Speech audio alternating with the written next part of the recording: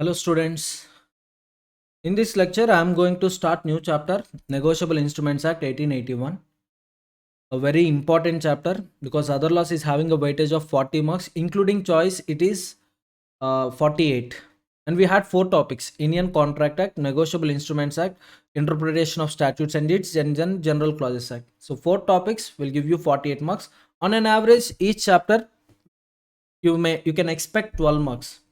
So this chapter is having a weightage of 12 to 14, important from marks point of view, and this is also an interesting topic.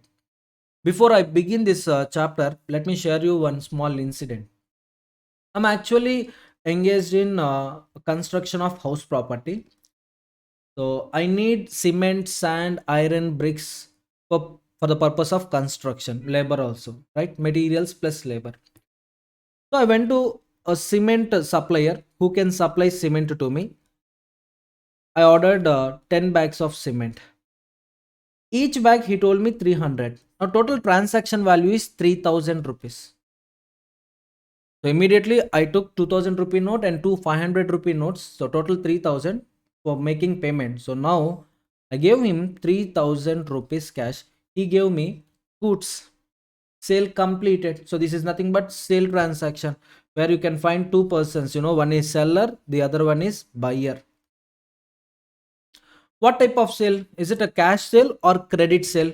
Cash sale, because payment happened at the time of sale only. So cash sale. And how I made payment ma? Physical cash. Yes or no? The other option available to me is, while making payment, other option available to me is electronic fund transfer. That means simply, taking Google Pay or Phone Pay, entering the seller details, making payment. It is nothing but, electronic fund transfer. That type of payment they happen online mode. Is it clear? So in cash sale, how I'm making payment? Simply, mode of payment mode. It can be either offline or it can be online. Online, simply what comes under online? EFT, electronic fund transfer. All these NEFT, RTGS transactions comes under online. Imagine I want 1 lakh bags of cement. Each bag 300 rupees. The worth is 3 crores. Now, is it possible for me to make payment entire 3 crores in offline mode? Simply, paying in cash, payment in cash. Possible? Not possible. Why? Security problem. I can't handle 3 crores cash at a time. Security.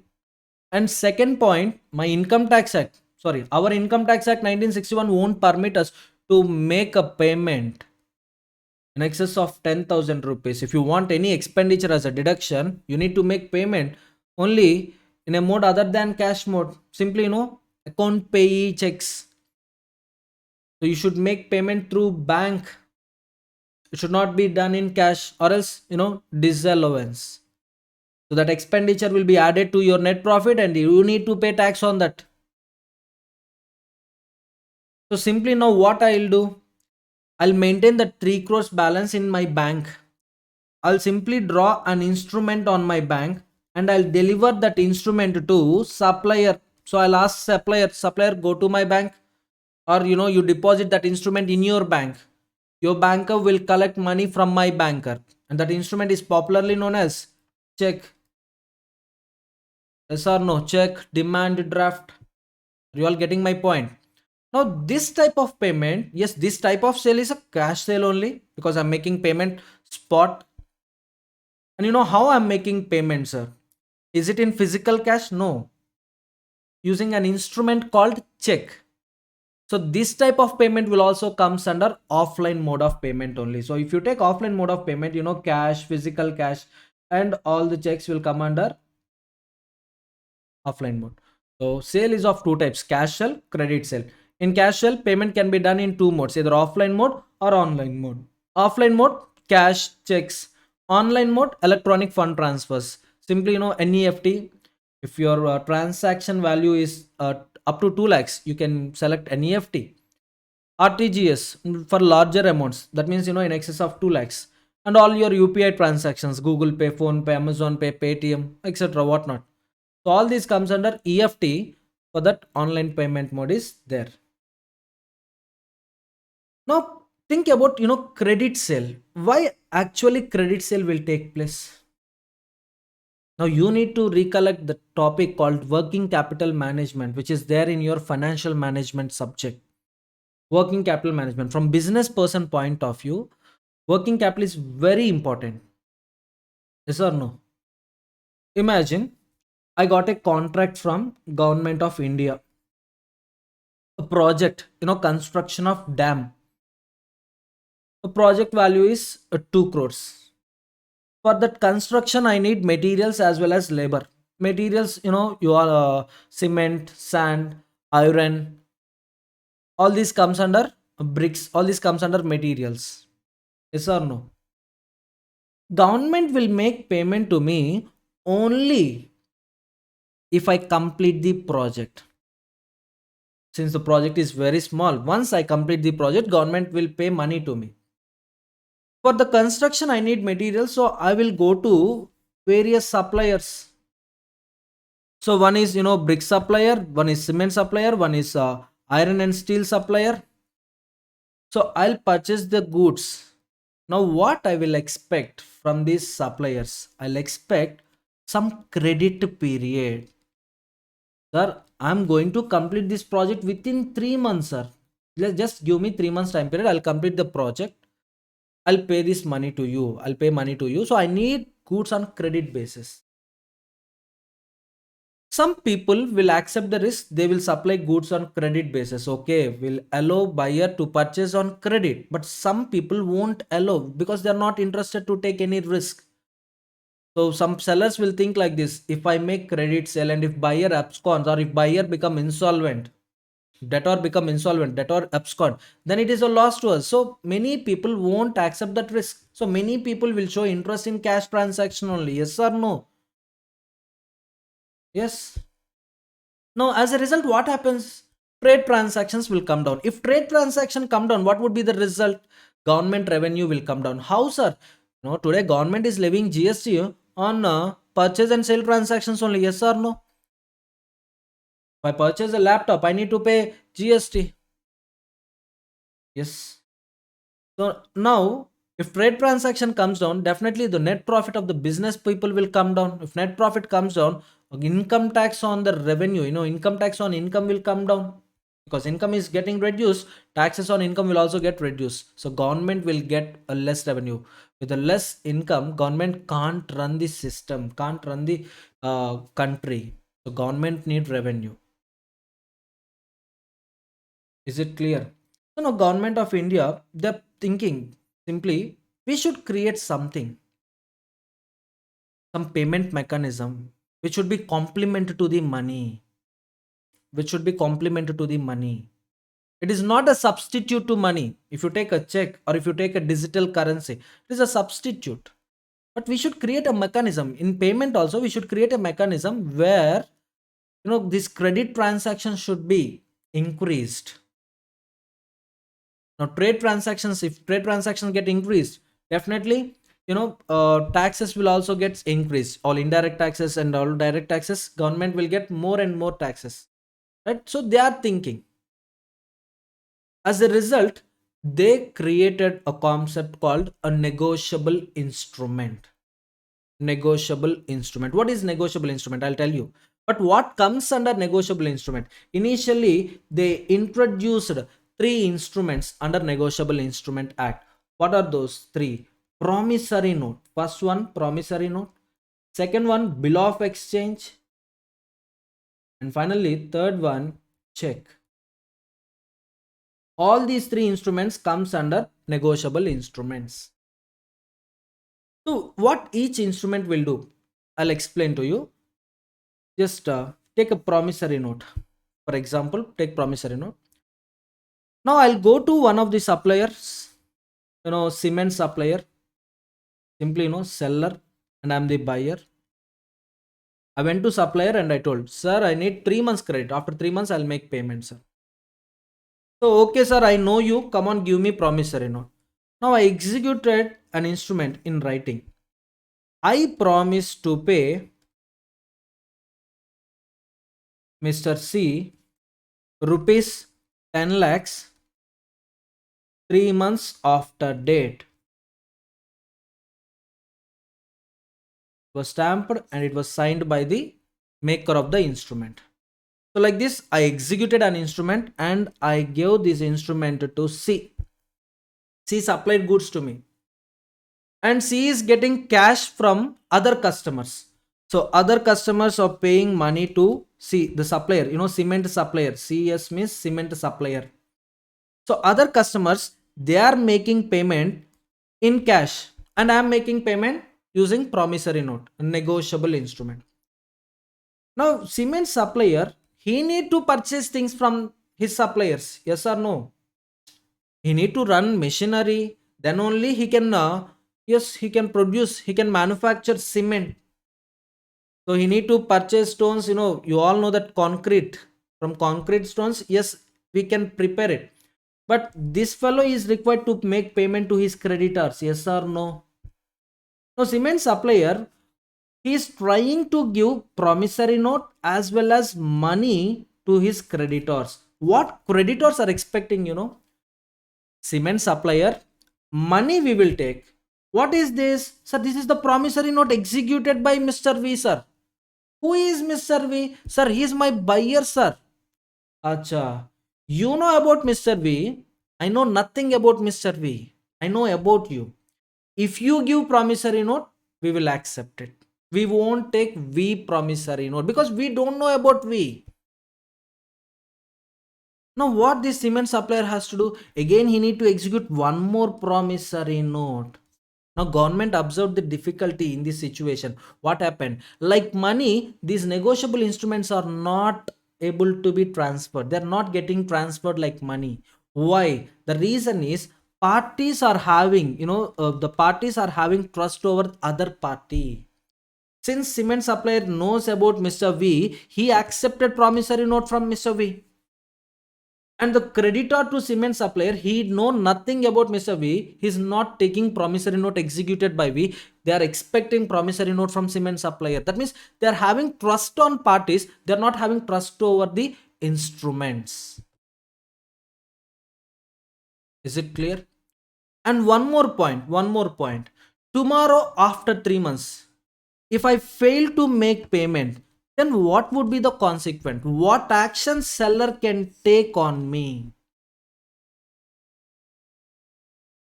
Are you all getting my point? So there is an instrument. Government decided to create a payment mechanism which should be complementary to the money so that trade transactions get increased. Everything is fine. Everything is fine. But there is a problem. What is the problem? Like money, these negotiable instruments are not getting transferred. And people are keeping trust on the parties but not on the negotiable instruments. Is it clear? And what would be the consequence tomorrow if this instrument get failed? Instrument getting failed means on due date, if Mr. V fails to make payment, that means simply dishonoring the instrument. The purpose is not fulfilled. That means dishonoring the instrument. If this instrument gets dishonored, then what is the consequence? So some legal sanction, some legality should be given to that instrument.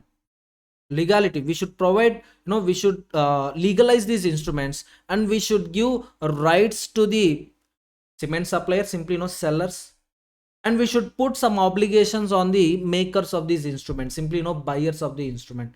To give legal sanctity to these instruments, government decided to enact an act called Negotiable Instruments Act 1881. So after this act came into the picture, what happened? People started trading. Not only they are not only accepting money, they are also accepting the instruments. Why? This act primarily focus on one point. What is that one point, sir? Transferee gets better title than transferor possess. This act is an exception to nemo dat quod non habet. This entire act is an exception to nemo dat quod non habet. That means actually what nemo dat quod non habet will tell, no one can transfer better title than he possesses. That means transferee will get transferor title He won't get better than transferor title. What transferor is having, transferee will also get the same. But this act is an exception. This act is an exception to that rule. Because of this exception, yes, trade community accepted this instrument concept. How? I'll tell you. And moreover, maker of the instrument, maker of the negotiable instrument, so we, if he fails to make payment, then the payee to the instrument, cement supplier, will file a suit on the buyer, defaulted person, and he can collect all the damages from the defaulting person. So this legal sanctity was provided under an act called Negotiable Instruments Act 1881. Actually, nemo dat quod non habet. I'll tell you, nemo dat quod non habet means what? Suppose Mr. Ravi is there. He's having a gold ornament, gold chain. Mr. Lokesh, one day, he looted this gold ornament. Who is he? Thief. And he sold this gold ornament to innocent Arun. So Arun, innocent, in good faith, he bought this gold ornament.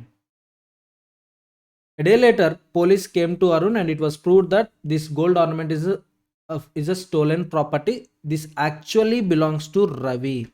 Now tell me, when police demand for the gold ornament, is Arun having any obligation to return gold ornament to police? So is Arun under obligation to return that gold ornament to the true owner? The answer is yes. Why? If you take this transfer transaction, if you take this transaction, this is the transfer. Lokesh comes under transferor. Is he having title? No, no title. In fact, defective title. Sale of Goods Act is very clear. Transferee will get transferor title. Transferee won't get better title than transferor possess. So transferor is having no title. Mr. Arun will also get no title. As a result, he can't hold the property. He should return the property to Ravi. Everyone clear? Because of no title. Of course, Arun can recover money from Lokesh. That is entirely different story. That story is not at all relevant as of now. Now, same example. Take about promissory note. Or take about check. You can see check everywhere. Yes. So, Mr. Ravi is having a check. This check is having an amount of 1 lakh. Again, this Lokesh looted this check from Ravi, stolen check. Are you getting my point? And Lokesh actually is having a liability to Arun. To discharge this liability, what Lokesh did, he simply transferred this check to Arun. Now Lokesh comes under transferor, Arun comes under transferee. Arun received this instrument in good faith. That means Arun don't know about that looting, Arun don't know about that stolen case. So this check is out of, this check Lokesh got from a fraud, stealing a check. So Arun don't know about this point. Arun is innocent. And Arun received this instrument for discharging some liability.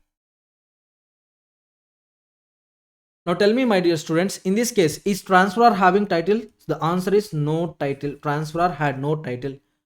Will transferee get good title? The answer is yes, because Negotiable Instruments Act, it is very clear. So it is an exception to nemo dat quod non habet. Transferee will get better title than transferor possess. So Arun will get good title. What good title mean? What is good title? Good title indicates what? Good title means now Arun can collect money from that instrument. Arun can retain the amount of the instrument. Arun is not bound to return any amount to any person. So Ravi can take action against Lokesh. Ravi can take action against Lokesh under Indian Penal Code. But the point is, Arun can enjoy with that instrument. Arun can enjoy the possession of the instrument. Arun is a legal owner to that instrument. So that is the difference. In previous case, if you observe, Arun received this instrument, Arun received the gold ornament in good faith only. But there, the concept is very clear. Nemo dat quad non habet. No one can transfer better title than he possesses. Whereas coming to negotiable instrument, this entire act is an exception. Exception to what? Nemo dat quad non habet. As a result, what happens, this transferee, if he receives that instrument in good faith, he can forget about the title defective title of the transferor. He will get ownership of the instrument. He can enjoy with that amount of the instrument.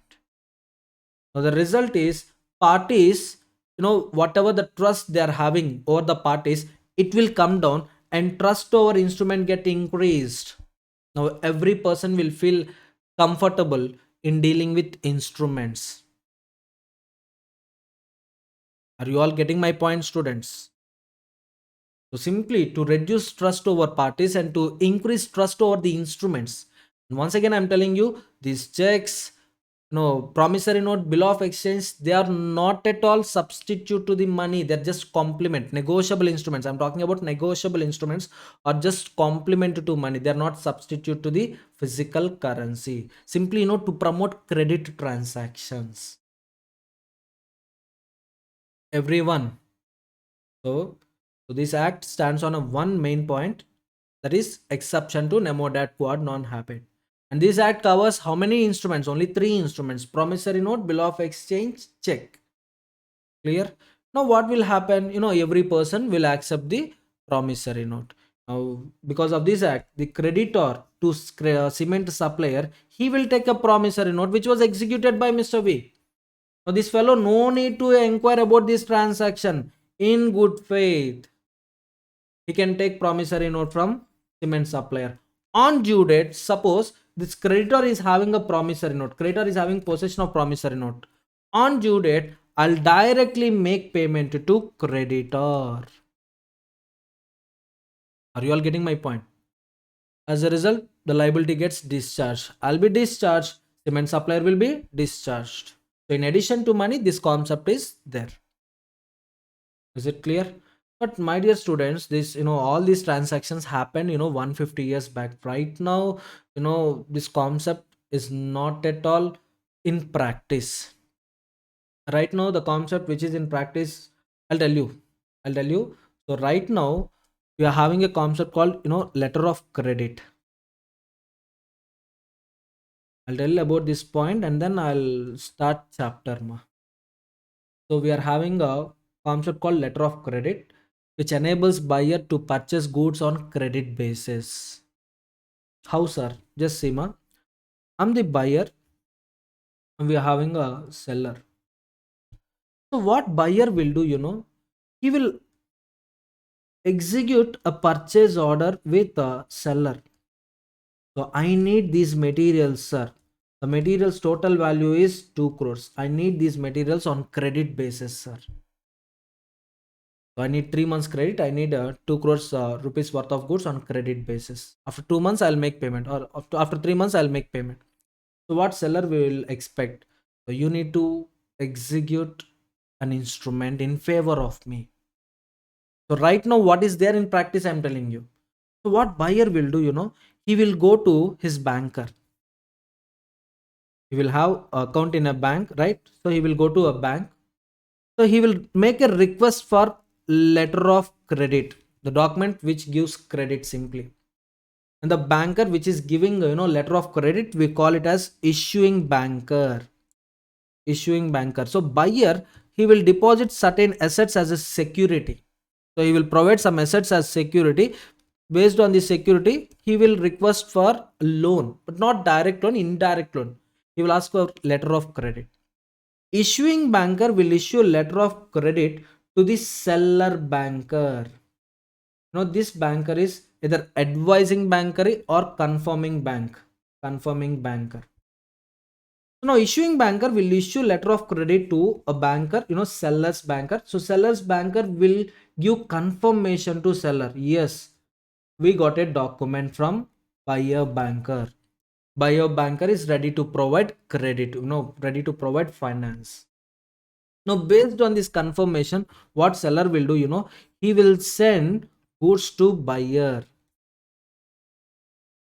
And then this letter of credit, what seller is having, in whose favor the letter of credit was created, the seller, he will have letter of credit. He will add some documents called invoice. And the moment goods reach destination, buyer will create a document, will issue a document called goods receipt note, GRN. Goods receipt note, it is a confirmation that goods, were received by buyer. Invoice plus GRN plus, lorry receipt copies, everything, in transportation, what GTA will give, goods transport agency will give. So now what seller will do? He will prepare a bunch of documents, LC plus, some documents, evidence that sale completed. Now he will deposit all the documents with confirming banker,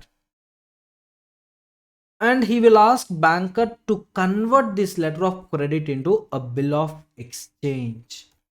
Confirming banker will send a message to issuing banker. Yes, my seller, my customer, my client came to me to convert letter of credit into a bill. Immediately issuing banker will ask buyer, did you receive material? 4 to 5 working days, issuing banker will provide to buyer to confirm it, whether you received material from seller or not. On buyer confirmation, issuing banker provides acceptance to confirming banker, or simply selling banker, seller banker. So in which bank seller is having account, seller banker. So issuing banker will give acceptance, yes, material received. Now confirming bank will convert all this document into a single bill of exchange, and confirming banker will give confirmation to seller. If seller is having adequate cash balance, what he will do? He will maintain that LC for 3 months. He will maintain all those documents for 3 months. After 3 months, seller will collect money from issuing banker. Are you getting my point? Suppose, seller need money. Working capital management is very important for every business person. So what seller can do? He will discount this bill with confirming banker. Actually, the amount is 1 crore. Sorry, 2 crores. 2 crores. The letter of credit is 2 crores. He will discount it with a confirming banker. Confirming banker will pay some 1.9 crore balance, 10 lakhs is an interest, simply interest, confirming banker revenue.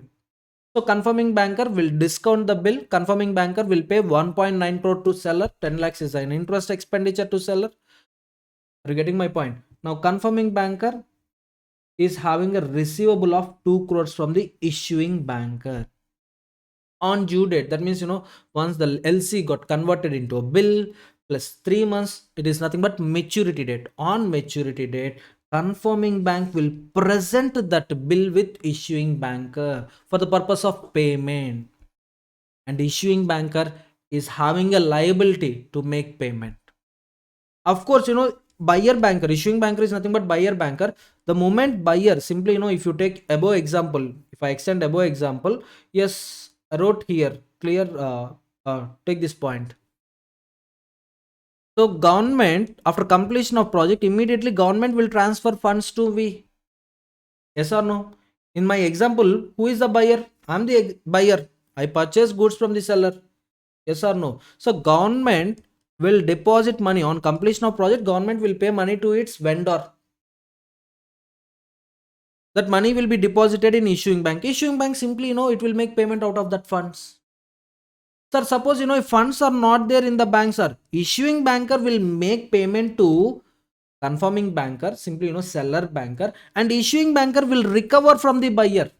If buyer is not in a position to pay the amount, then issuing banker will sell these securities and will realize the money. So this is how, payment happens nowadays. This is also one type of negotiable instrument. Practice is relevant. You need to take practice points only. So olden days, 150, 160 years back, we had promissory note, we had bill of exchange. At present, we had a check. Clear. But how negotiable instruments are still in existence in this mode only, letter of credit. So you can see entire journey. First, LC got converted into bill. Seller will discount it with a banker. Banker will get payment on due date from buyer's banker. The buyer banker will make payment and it will recover that amount from buyer. Meanwhile, buyer will get amount from its customer. Yes or no? Do you think that buyer will remain buyer for lifelong? No.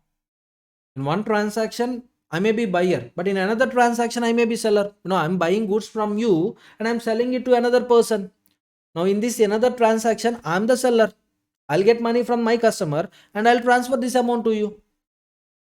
But this 2-3 months credit, you know, I need credit. Definitely, you can also provide goods on credit basis, but you are worried about my position. If I abscond on maturity date, or if I fail to make payment, it is a risk to you, it is a loss to you. Yes or no? To avoid this risk, to encourage trade transactions, recently, we got this topic, letter of credit. Hope everyone understood this topic. Even if you didn't listen, no problem. From this, you won't get any marks.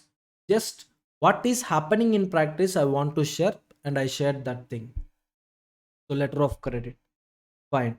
So, just let me consolidate all the points, whatever I discussed so far. If you take a sale transaction, you can make payment at spot. That means, cash sale. The other mode of sale is credit sale. Under credit sale, whatever buyer is giving an instrument, so it is so sorry, for getting a credit period, what buyer will do, he will execute an instrument in favor of seller. This is not money, this is something other than money.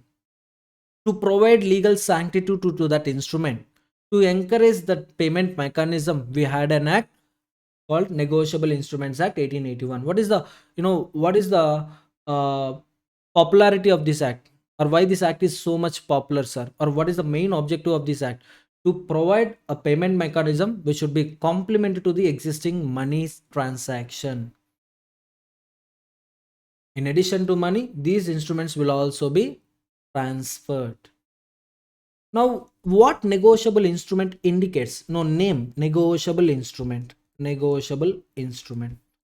What are the instruments covered under negotiable instruments? We already discussed 3 instruments. One is promissory note, bill of exchange, check. So, negotiable instruments. Instrument means, a written document capable of creating rights and obligations on the parties thereto. On the parties to that written document. Negotiable means simply transferable. Transferable. Any written document capable of creating rights and obligations on the parties thereto, and if that instrument is transferable, it is nothing but negotiable instrument. Example, sir, promissory note. Take a promissory note. See, I'm the buyer, you are my seller. I'm executing promissory note in favor of you. That means you are having right on me. What right? On maturity date, you are allowed to collect amount from me. On maturity date, I'm liable to you. That means I'm having obligation. So we both are parties to the instrument. I'm the buyer, maker, you are the seller, payee. So we are having rights and obligations. And if this instrument is transferable, then we call it as negotiable instrument. If the instrument is not transferable, then it is not negotiable instrument. Then it is not at all a negotiable instrument. Suppose if you take land documents, ownership documents, simply by transfer of that instrument, can I transfer ownership to you? No. We need to execute one more document. So I'm the seller, you are the buyer. So this document should be registered in a register office. We need to pay stamp duty for it. So after executing that contract, after executing the document along with the link documents, now transfer said to be happened. Yes or no? So that means instrument as a whole, you can't transfer it. You need to execute one more document. Now you need to transfer it. So that is not a negotiable instrument. Let me repeat a very simple point. Any written document which is capable to produce rights and obligations on the parties. And if that instrument is transferable, we call it as negotiable instrument.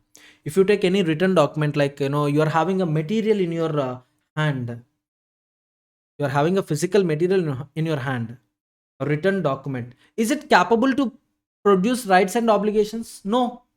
Then that is not an instrument. That is simply a written document. A written document having capability to create rights and obligations. Right on a seller, obligation on the buyer to that instrument. And if that instrument is transferable, we call it as negotiable instrument. Sir, how this transfer will take place, sir? See, this transfer will take place in two ways. One is by delivery, the other one is by endorsement and delivery. Endorsement and delivery. You all know negotiation means transferability. Negotiation, transfer. How the transfer can take place, either through delivery or endorsement and delivery. Delivery means what? Simply, handing over possession to someone. Handing over possession to someone. Simply, I'm having this watch.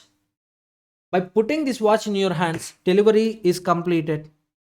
By putting this watch in your hands, delivery is completed. So simply delivery, simply giving possession, changing possession. This will happen in case of bearer instruments. Whereas endorsement and delivery will happen in case of order instruments. Order instruments. So what is this order instrument? What is this bearer instrument? If instrument is having a direction, on maturity date, so and so person is allowed to collect money, or so and so person is entitled to receive money. Simply, any direction provided on the instrument, pay money to this person, pay money to that person. If indication is there, that is order instrument.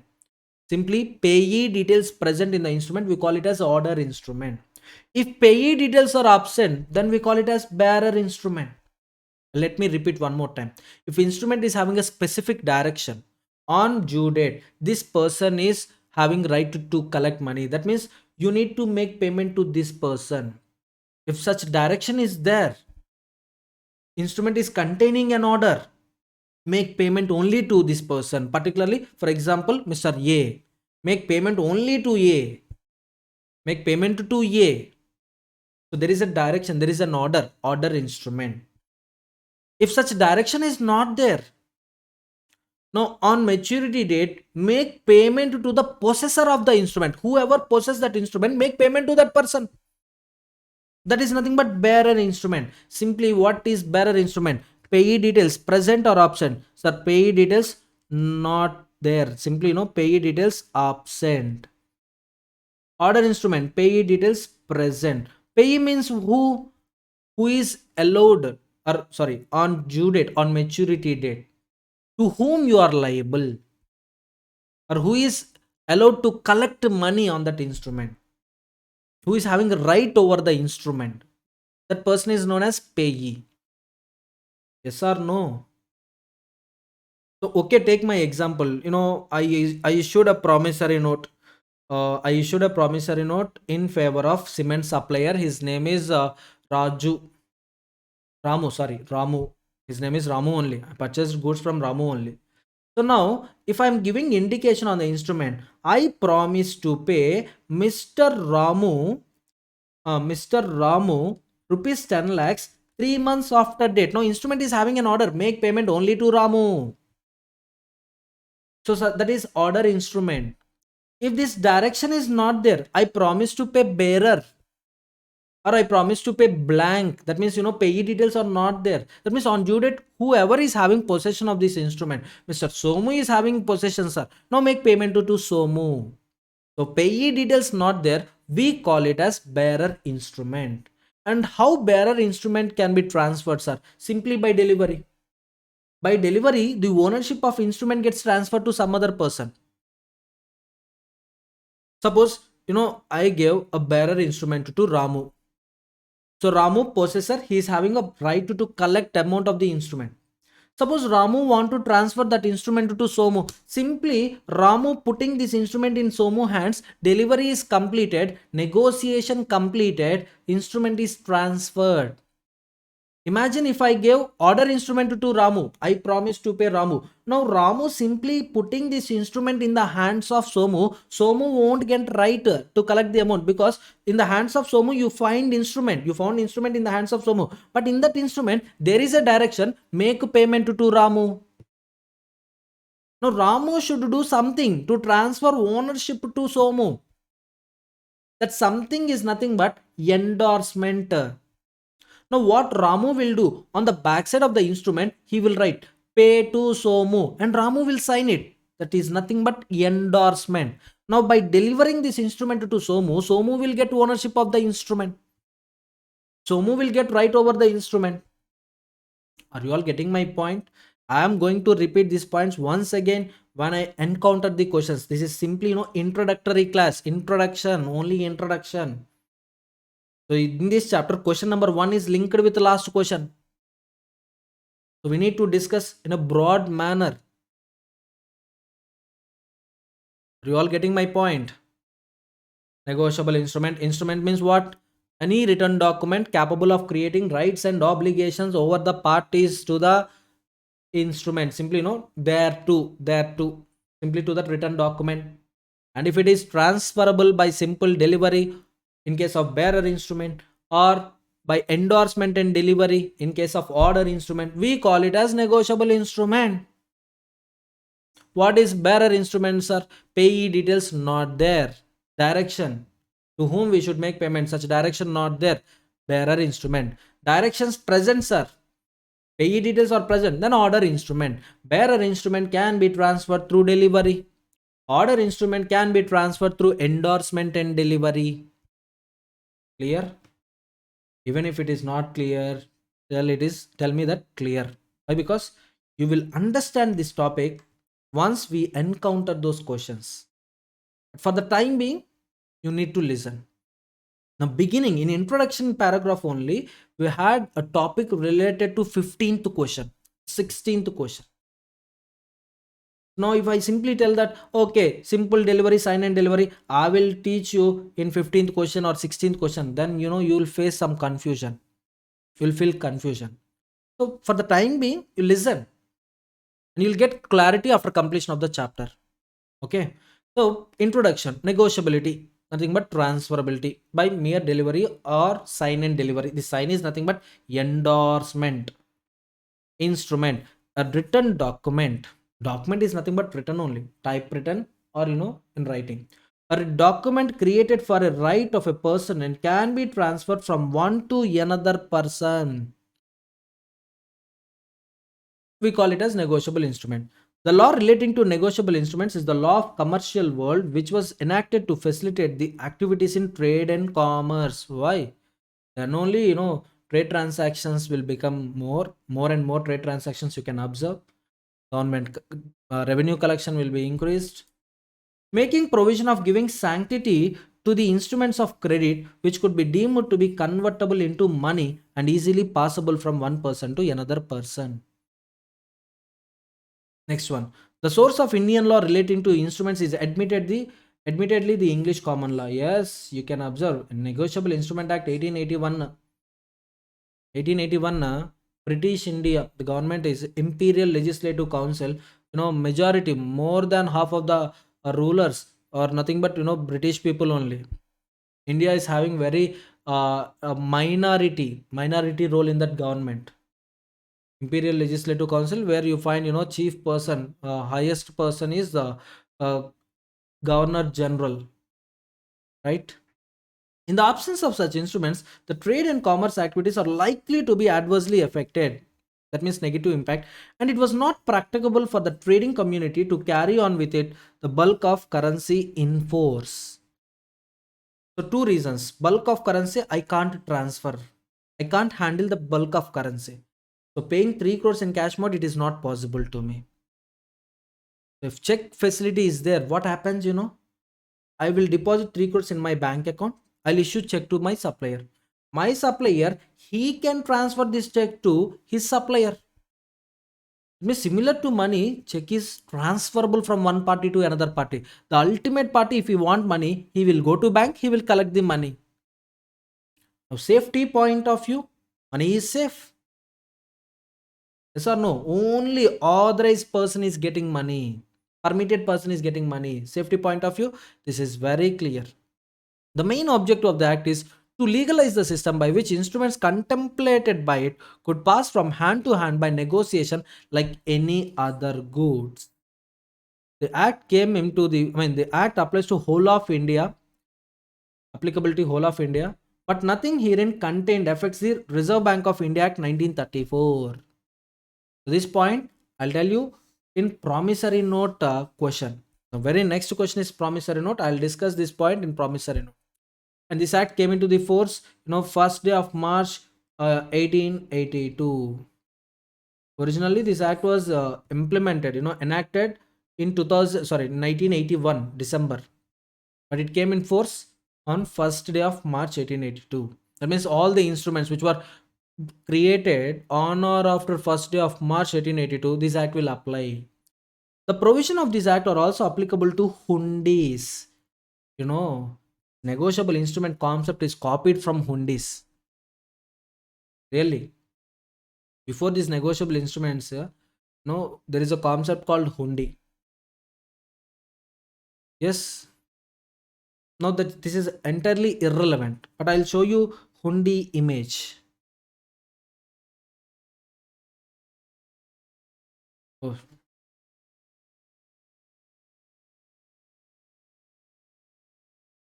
so this is the hundi, the Bombay province. Before 1950, I mean till 1950, we had no states concept. Today we are having 28 states and then 10 union territories, but previously we are not having state concept. We used to have provinces. At the time of independence, we are having princely states also. More than 500 princely states are there. That is not our subject, but I'm telling you, Bombay province, Hundi, similar to bill of exchange. Similar to bill of exchange. From this concept only, negotiable instrument concept came into the picture. And to provide legal sanctity to those instruments, we had the act. Fine. We'll see the concept. So the provisions of this act are also applicable to hundis unless there is a local usage to the contrary. That means if local states are having different rules with respect to hundi, follow that different rule.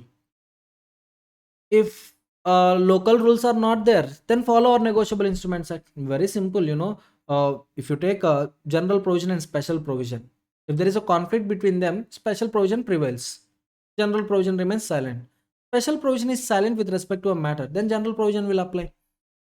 Similar to companies act. Companies act applicability, do you remember companies act applicability?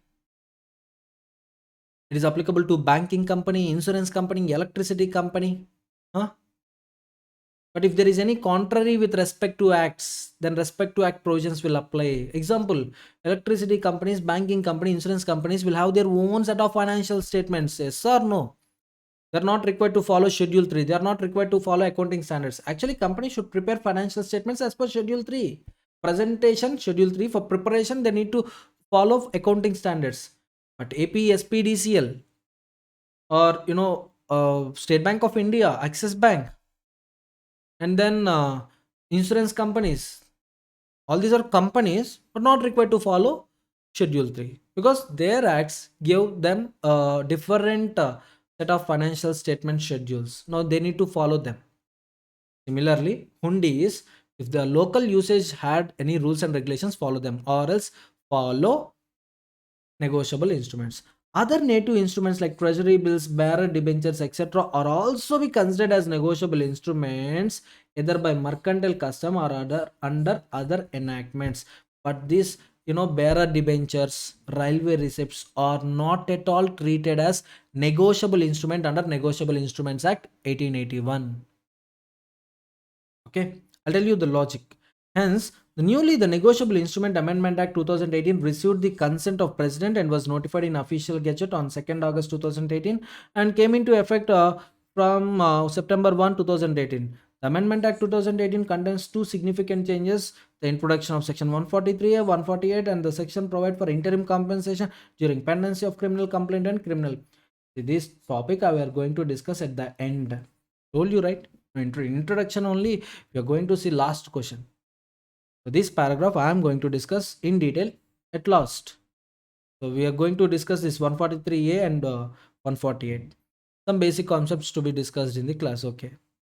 So what is a negotiable instrument? The act does not define the term negotiable instrument, but section 13, we had a definition to the negotiable instrument. The definition is negotiable instrument refers to bill of exchange, promissory note, checks payable either to order or to bearer. Payable either to order, that means pay details present, bearer pay details not present. So negotiable instrument means, or negotiable instrument includes, negotiable instrument means bill of exchange, promissory note, check payable either to order or to the bearer. This is the definition as per section 13. Meaning, negotiable instrument means an instrument, the property in which, that means ownership in which is acquired by anyone who takes it in bona fide, simply good faith, no knowledge of defects in that instrument, and for value, that means for consideration, notwithstanding any defect in the person from whom he took it. That is nothing but good faith only. Good faith only. Bona fide. Who takes it in bona fide. So here simply transferee gets better title than transferor. That is the indication. The title is nothing but property. Property is nothing but ownership. So an instrument in which ownership is acquired by any person, any transferee get ownership if he is taking that instrument in good faith and for consideration. So good faith means what, sir? He should not have any knowledge about the defects. Say for example, in our previous case, is it a valid check or a stolen check, sir? Stolen check. Lokesh is not having any title, but Lokesh having no title, that matter was not known to Arun. Arun is a person taking that instrument in good faith. Arun don't know about the defects in the title of Lokesh. Now Arun will get ownership. A transferee will get better title than transferor. Effect of negotiability. The principle of law relating to transfer of property is that no one can pass a better title than he himself has. That means nemo dat quod non habet. The exception to the general rule is being used in the Negotiable Instruments Act. Maxim, that means rule, is not applicable in NA Act. Next, characteristics of negotiable instruments. A written instrument with signature. For the time being, take this hundi, a written instrument, writing, typewriting, signed by the maker of the instrument, K. Lachman Das Kinger, signed it. Brokers, okay, brokers, the person who created this one. But you can see here for for Nandalal Mansuklal and co, partner, and partner signed it. Partners signed it. So it should be in writing with signature, freely transferable indefinitely. So there is no limit. I told you, government decided to create a system complementary to the money. If you take 100 rupee note, it will be transferred without any restrictions. You can transfer it 1 million times. That means you can transfer to A to B, B to C, C to D, like that. 1 million, not 1 million. Unlimited times you can transfer. Similarly, these negotiable instruments are also transferable without any limits, without executing a separate document. HDC, holder in due course, gets a good title to the negotiable instrument even though the title of transferor is defective. Just now I told you, right? Transferee gets better title than transferor, right? This transferee in our chapter, he is known as holder in due course. Is known as holder in due course. Transferee, every transferee is a holder in due course. A negotiable instrument may have more than one payee jointly or alternatively. That means joint promises. Joint promises. No, I'm having two creditors and I want to make a single payment of 5 lakhs. 5 lakhs, can I make payment to one person? They will apportion according to their interest. That is irrelevant. But if you take, a 100 rupee note, I can make payment to only one person. Yes or no? One person 60, another person 40. No, I can't cut that, 100 rupee note 60%, 40%. 60% creditor, 60 rupees creditor, take this. You come, take this 40% of the note. Is it possible? Instrument is null and void. Whereas in promissory note or in negotiable instruments, I can write the names jointly. I am liable to pay Mr. Ramu and Ravi rupees 100 3 months after date. Are you getting my point? So in a negotiable instrument, you can have more than one payee. Now, who is entitled to receive the payment? Ramu and Ravi. More than one payee is there, right? And in practice, not at all there, ma. See, I'm telling you, as of now, 80% of this chapter is already vanished. In coming few years, total chapter will be vanished. You won't be, don't be surprised. So suddenly, sir, enact, abolish it, sir. No surprise at all. Listen, made or drawn for consideration. Yes, in a sale contract, buyer is giving one instrument to seller to discharge a liability. Under sale, definitely buyer is having a liability.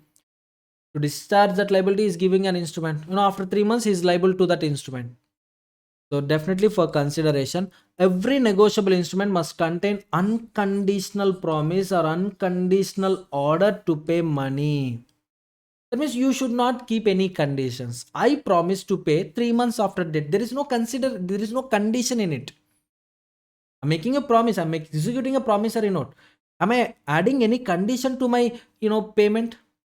What happens, sir, if you add condition? It become contingent. 100 rupee note. If you am delivering 100 rupee note, that means payment gets completed. Similarly, if you issue negotiable instrument, the payment should be completed. Similar to money. So in money, there is no condition. In instrument also, you should not add any condition. The promise or order to pay must consist of money only. So promise you'll find in promissory note. Order to pay you'll find it in bill of exchange. The sum payable, the time of payment, the payee must be certain. So how much amount you're paying, after how much time you will make payment, and to whom you will make payment, all these factors, all these points should be certain. That means there should be no uncertain factor. Like, I promise to pay you 500 or 1000. What is this? Is it certain? No. 500 or 1000, what? 500. If you take 500 rupee note, everywhere you'll find 500 only. No, somewhere 2000, somewhere 5000, you can't find it. Some should be certain. You should be certain. The instrument should be delivered. Simply drawing of instrument does not create liability. Yes, I wrote a negotiable instrument. If I transfer it only, then only I'll get obligation. Then only you will get right to recover money. I'll get obligation to pay money. Simply drawing and keeping it in the draw in a draw won't create any liability. Clear, everyone? Next, we had presumptions. After completion of presumptions, uh, we are having a classification of instruments, and then just wait a second, wait a moment.